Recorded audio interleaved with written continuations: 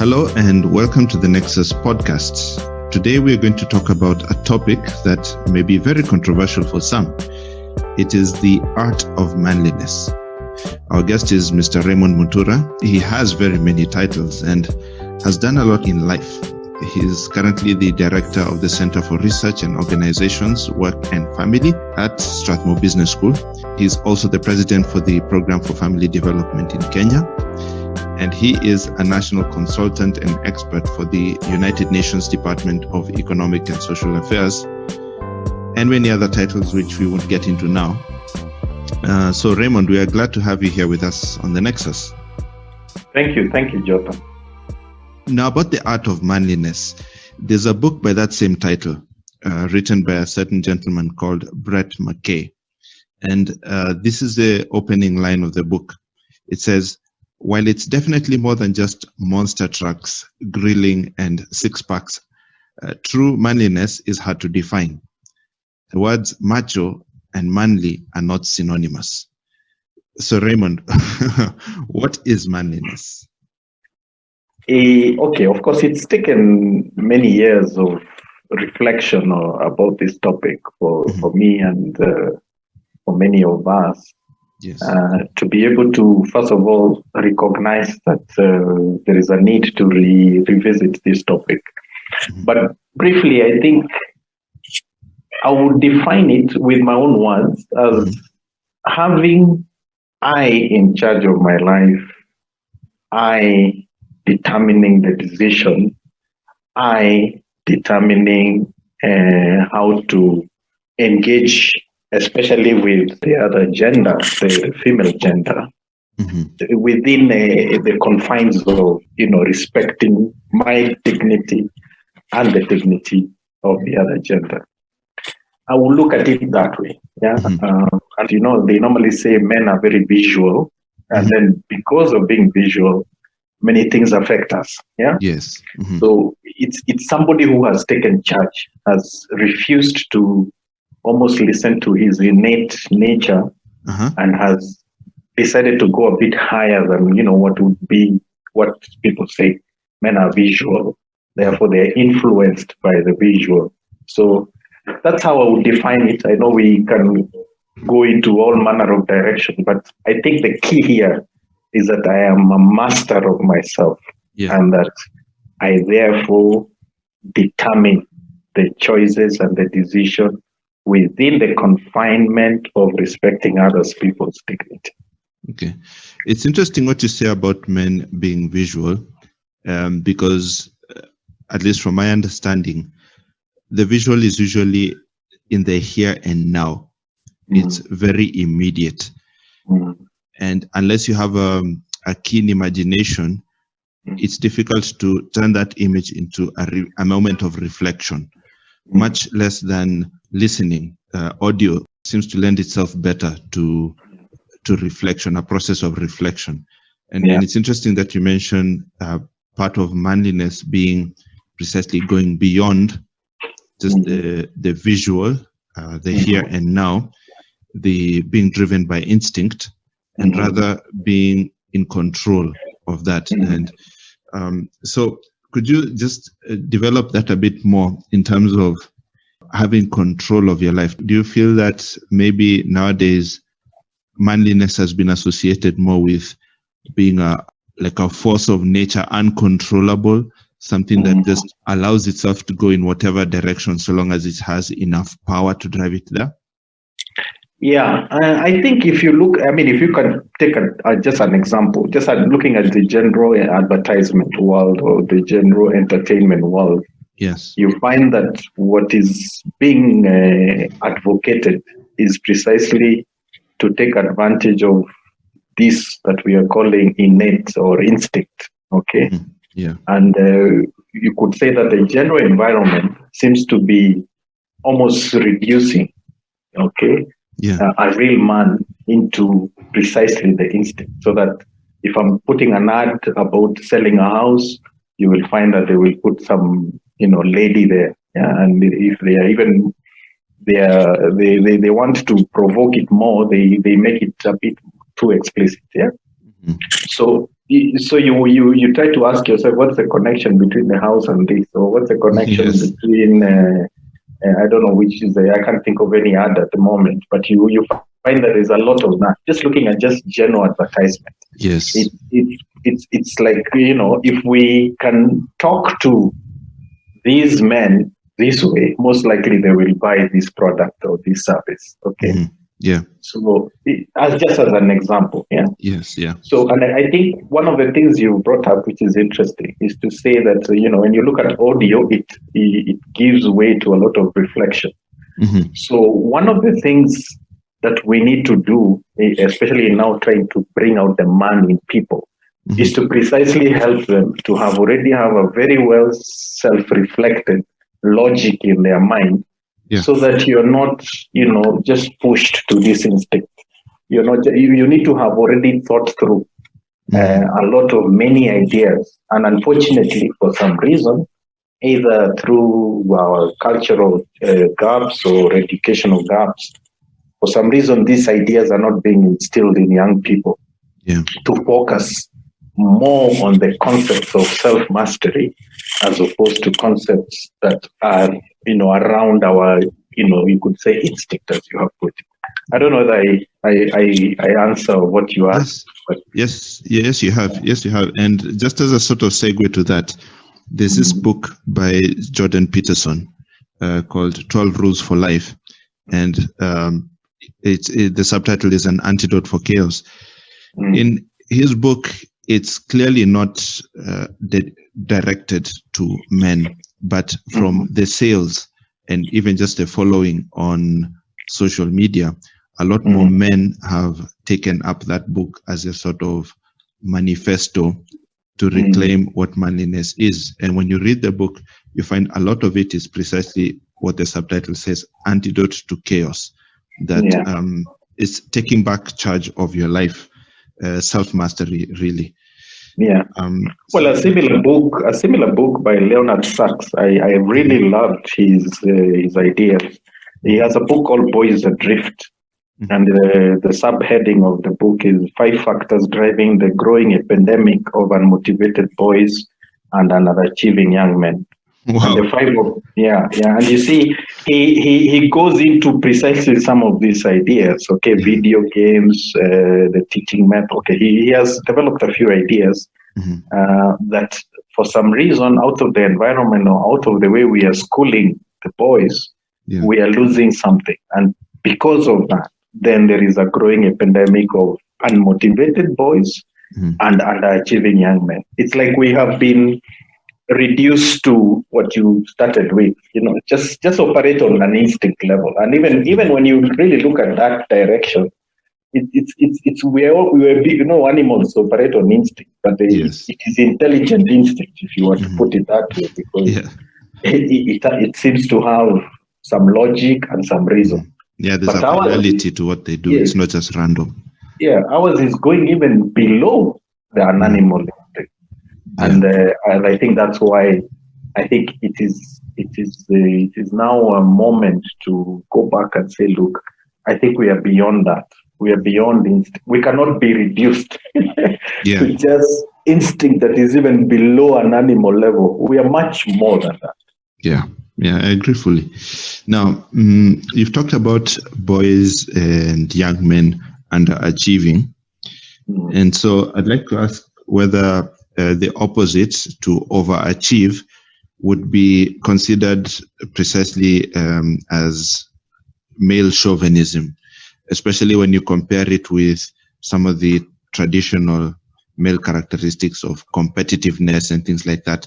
And you're finding more and more, for instance, in the workplace, there are definitely, it's like 50-50. There are just as many men as there are women in the workplace. And if men show some of these traits like competitiveness, which are traditionally theirs, they seem to be overly aggressive. So there's something I've heard called toxic masculinity. So how do you distinguish between taking charge of your life, being an overachiever, and at the same time not being insensitive to women? Yeah. Well, interesting question. And I think one of the things, just going back to our instinct issue, is that it appears as if that part of our instinct is really being promoted these days. Yeah, I mean, the ability to be aggressive, the ability to make it. And you see, these things are combined. On one hand, if you look at the general environment, what people are valuing their life is based on material achievement. Yes. So if you come to the world of work, you find that aggression, the real aggression sometimes, is only associated to that material success. Yes. So that these days you find, and many men are complaining about this, that the only value I am being considered as a man when I'm thinking about marriage or when I'm thinking about family is that I have the ability to create as much wealth as possible, or even not even wealth as such, is to provide as much comfort as possible for my family. So the ladies are beginning to look at us like that. But really, if you really look at just the whole world, it appears as if we have decided that what is important is material success. Yeah. So coming back to now how then the world of work is structured, you find that generally the people who will make it, okay, the men will pick up the aggression part and eventually go for it. Yeah. So you find people who are going to go for it. Let's say, let's assume it's a company that sells a product or that sells a service, and that one of the ways to make the company grow is that the service and the sales are always up. So you find that many men then will look at this aggression, which is also an element of instinct or an element of what we have as our DNA, into the only reason. But if you look behind the scenes, it is just for the material success. Yeah. So if I will step on people, it doesn't matter. Okay. Yeah. If I will use unorthodox means to get deals, it doesn't matter. Yeah. So this seems to be what we are calling manliness, and then we don't look at other things like, how can this guy still contribute to his family, for example? How can he still be available to his wife, for example? How can he still be able to cut down the possibility of some form of aggression in terms of looking for a deal or in terms of looking for a sale by saying, look, I'll cut off my work and go home. Yeah. Because these are the other aspects that are fundamental. The other day I came across a little article that was saying, look, I think one of these WhatsApp things, that you men be very careful, because at the moment what the children are doing is that they are, creating a relationship with their mothers. So the mothers are listening to them. And your business will be done with after we finish high school. Okay, or after finish university, because we were only valuing you based on what you could provide. You can pay, you could provide. But then you will be on your own, okay? And we will continue living our life with our mothers, or I think it was a joke, and I think it has a bit of truth.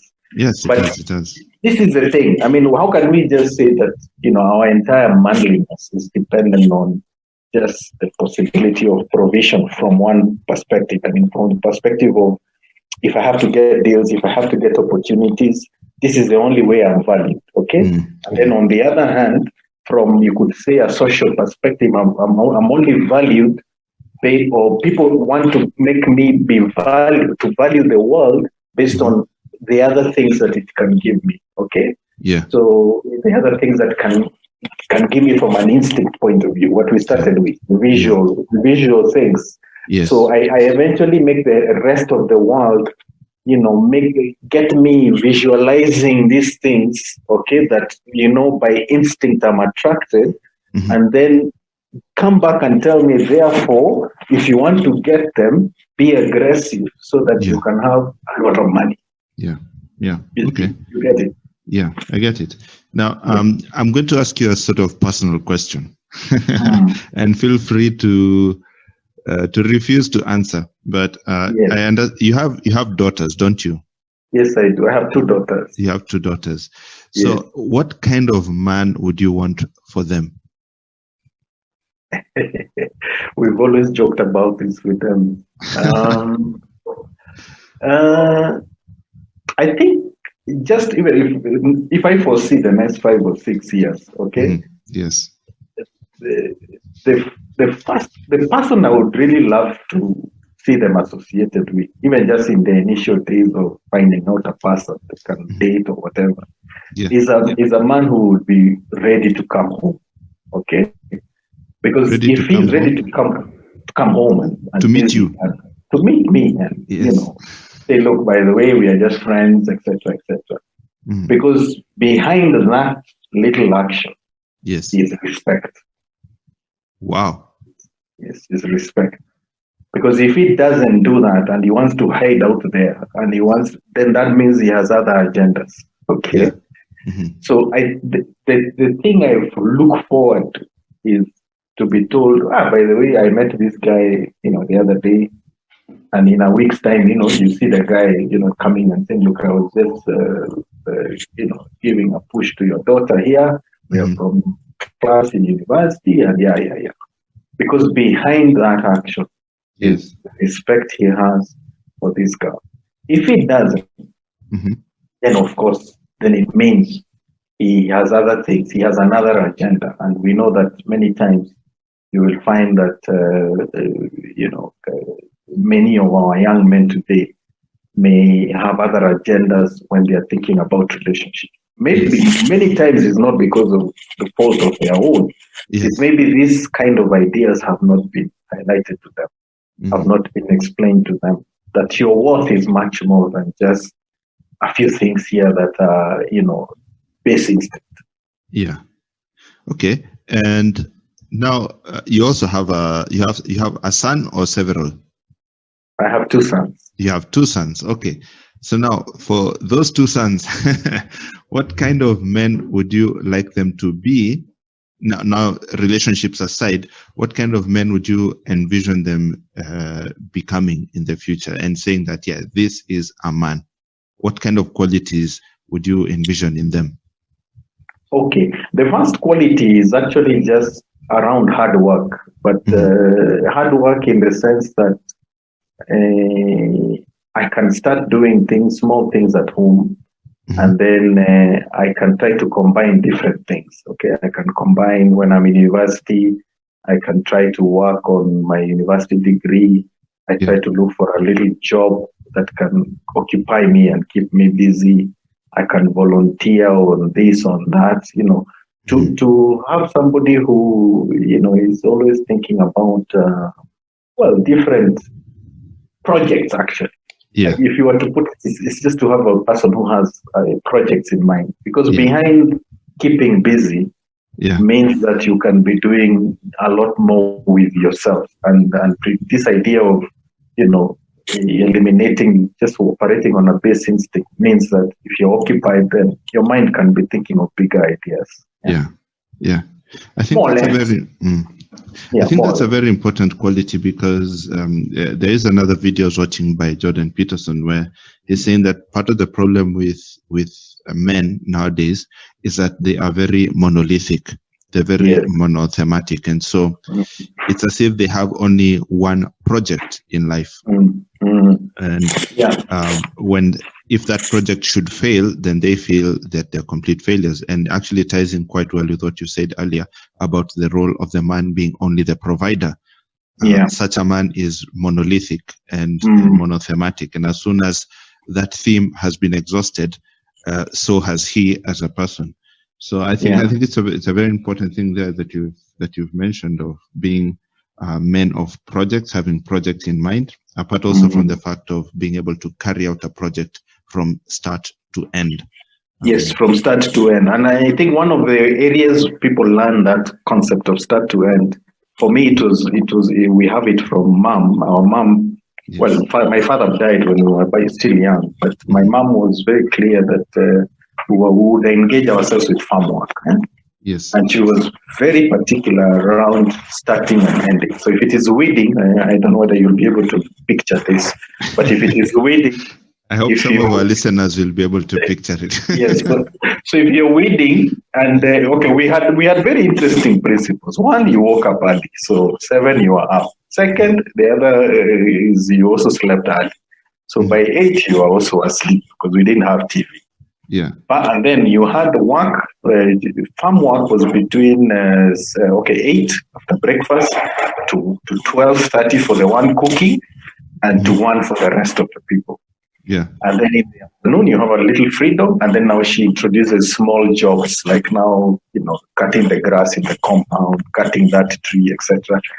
But what I really liked, and I always think about it today, and I'm very surprised about it, is that even if we ended at 1, and you had a piece of land, let's say this rectangle, yeah? Yes. And you reach 3/4 of the rectangle, and it is 1.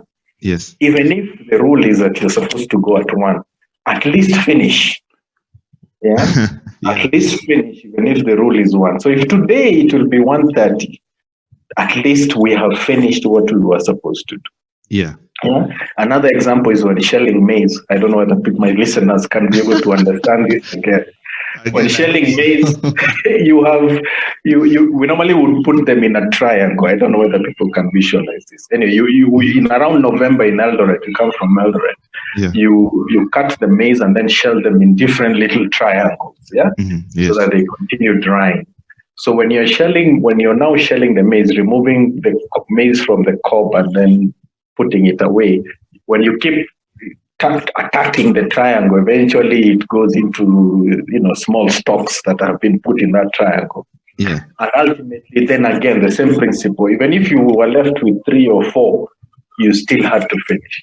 And I get very amazed because I look at my neighbors, and our neighbors never had that principle.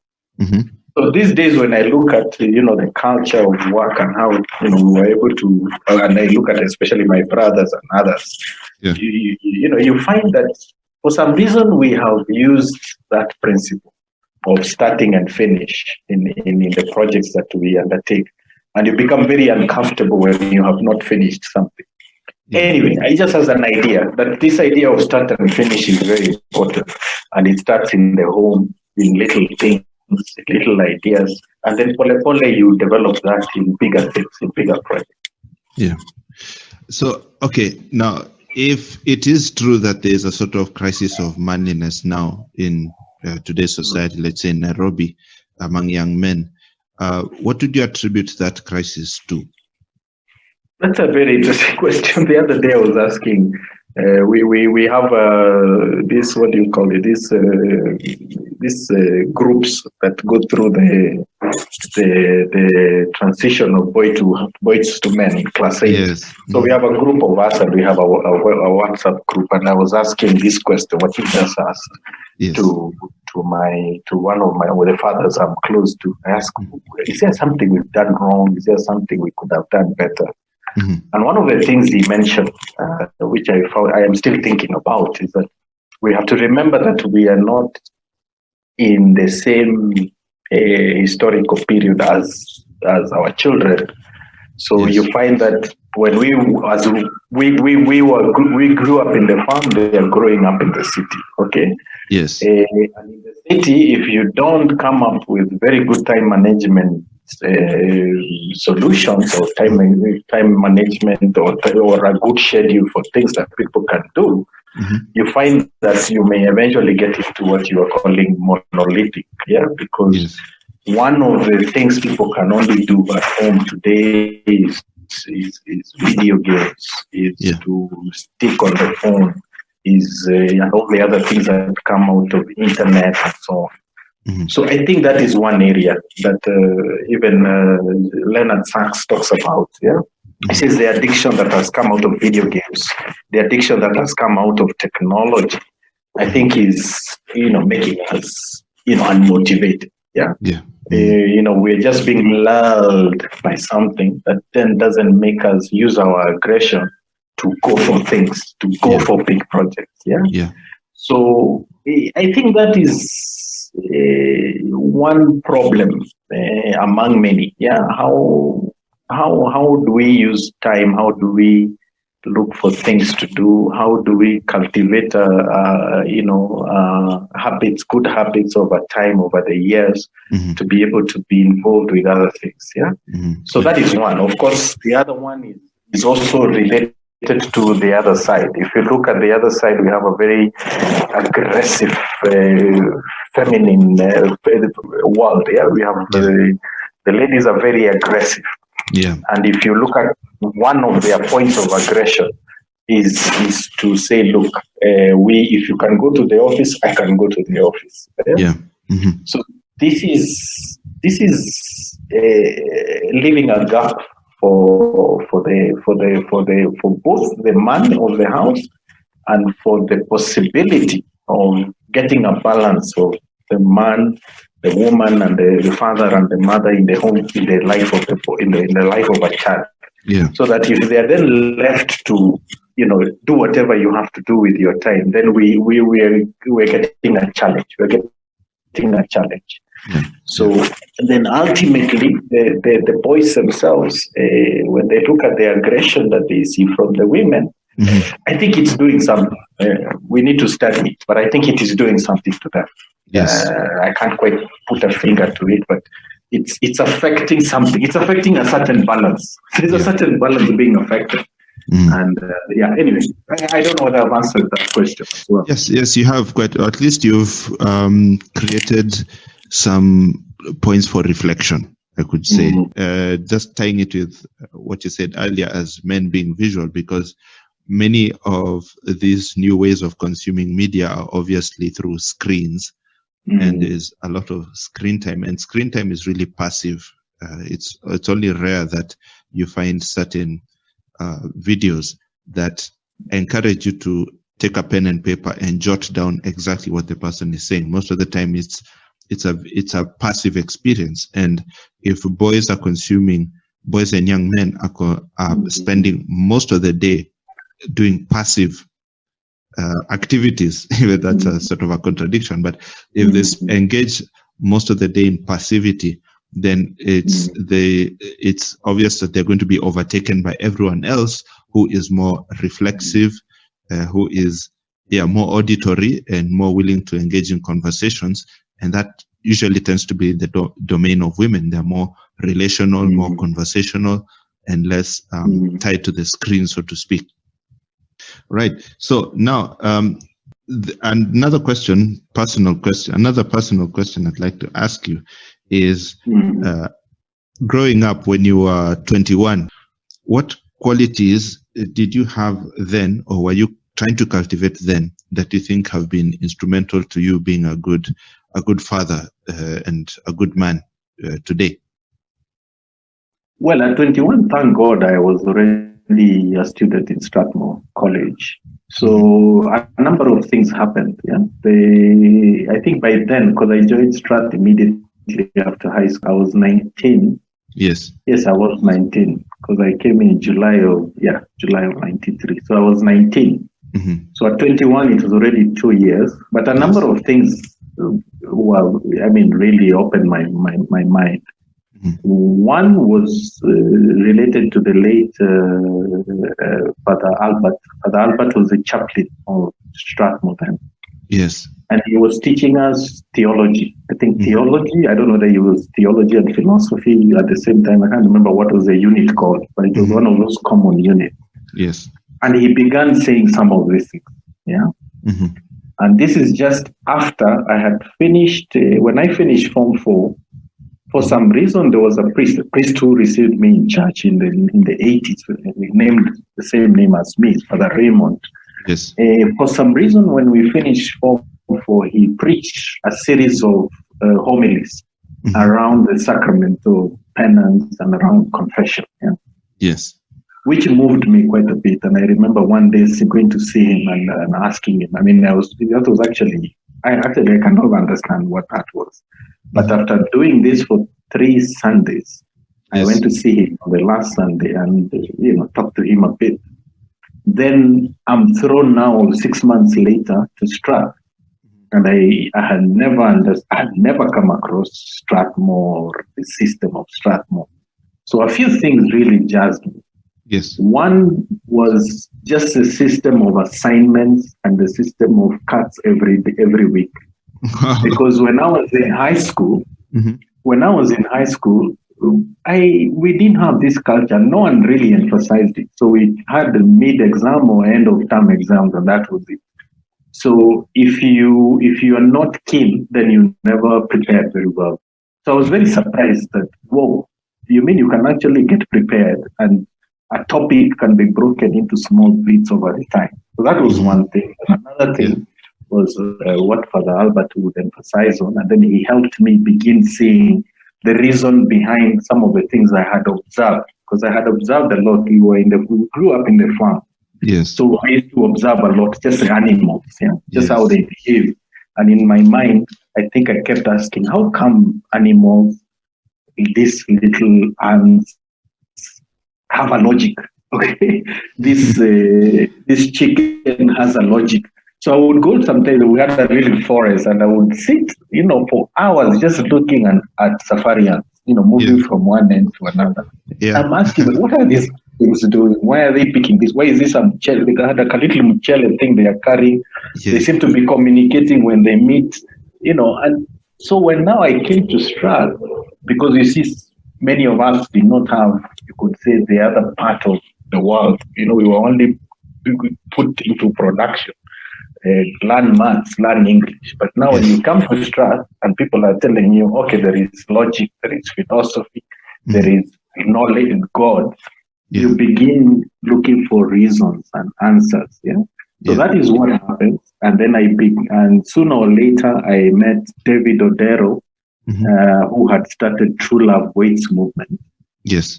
And then in the True Love Weights movement, we began it with Odero, Steve Karanja, Caroline Maingi, myself. And we thought that this was quite revolutionary. Then in the process, I met Father Emmanuel Gonzalez, who eventually now one day just, said, look, these things you guys have to learn them. So and then that was the beginning of another 6-7 years of exchanging different material to, be able to understand the logic of, you could say, human nature, if you want to put it that way. Yeah. And through this, then I have been slowly, kind of getting aha moments. Okay. Yes. This is the reason why. Okay. And Pole from dealing with young people, the issue of the family came about in 2001. Anyway, you've asked about 21. So those are some of the ones that really helped me. You could say use my mind to think. And not to only go by what really sometimes it's not to go by anything, because if no one helps you and walks with you and helps you to see this is the logic, this is how people are meant to be. If no one comes and tells you that, then you can't figure it out yourself. And if the environment itself is, doing what it is doing, it's just, we are being forced to adore material things, then you will never have a moment to figure it out. So for me, I think I was lucky. I got people who aided my thinking or helped my mind to begin thinking. And I'm forever grateful to Father Albert, because after that, because they used to go to Eldoret, so once in a while I would hike a lift, and I will get many more ideas from them. Yeah, those long conversations. Yes. So it is true that for young men or anybody really growing up in life, the role of a mentor is essential. Very essential. Yeah. Okay. Well, very, very essential. And now another question, just to wind up. Going back to when you were 21, is there something you feel that you were not doing then that had you started doing it, or were you doing it back then, would have made things a lot easier, or would have accelerated the process of becoming a better man today? At that time, I think I knew, again, being a choleric temperament, generally one is very focused on on projects and things. Yeah. So at the moment. yeah, I think one of the things I never really managed to grasp at that time, which I am slowly grasping, is just the strengths of your, you could say, the strengths and weaknesses of your own, you could say, default way of acting, if you were to put it that way. Yeah, I understand. So that you can understand people. Yeah. So, and we see with youthful energy, sometimes, you miss that, and it takes you several years to be able to eventually understand that other people are different, and you can consider them in a different light if you understood that they're different. Yeah. And I think that gap probably came because I think generally looking at the background I have come from, maybe we if we had identified that mentor earlier, it could have helped in this regard. Yeah. So by 21, you already have many fixed ways of doing things. Yeah. And because of that, probably if I had gotten that clear at that point, and I think I try to really emphasize to my students today to be able to understand their background from one, just where they have come from, and then second, to really understand their temperament. Okay. Yeah. As a way to self-discovery, self-knowledge, so that then you can be better. You can be able to live better with others. You can be able to appreciate how to deal with others. I don't know. I think that for me was, and it has come through, a lot of, some of the gifts have come out of marriage. Yes. Normally you marry the person who is the most different from you. So then that way you're able to see, you mean you can actually have another way of interacting with others. Yes. And then the one that has really hammered it is children. You get children, and then you sometimes see your own reflection in them. Yes. And it helps you to rethink and to check, okay, maybe I can be better. If that's the way I have become, or if that's my copy, then I think we can do better things than this. Anyway, a long answer for that question. I don't know that it narrows down, but I think that is an area that I could have done better if I knew 21 when I was 21. Okay, fantastic. So now, just to finish, you've spoken about this book by what's his name? Leonard Sachs. Yes, Leonard Sachs. Leonard Sachs. So, is there any other book? Is there any book you'd like to recommend to young people to read to sort of start in that project of building up their manliness, developing the art of manliness? Well, there is 5 Languages of Love by Gary Chapman. I have liked that book because probably, it's also dealing with the thing I've just said as a weakness. It's just to be able to understand what is my language of love. It's light, and it can help you begin appreciating, what language really do you talk. Yes. Then recently I have discovered this book, although it's written by Shanti and Jeff Felderhan. Last year in October, we attended a conference and they gave a session. Yes. It's a book that she calls for men only. Yeah. A straightforward guide to the inner lives of women. So the title of the book is? What she's trying to do is to for men only. For men and then only. It has a subtopic, a straightforward guide to the inner lives of women. Wow, that sounds very interesting. So what she's done with her husband, Jeff, is they did a survey on what really is in the woman world, so that then they can help the man understand the woman's world.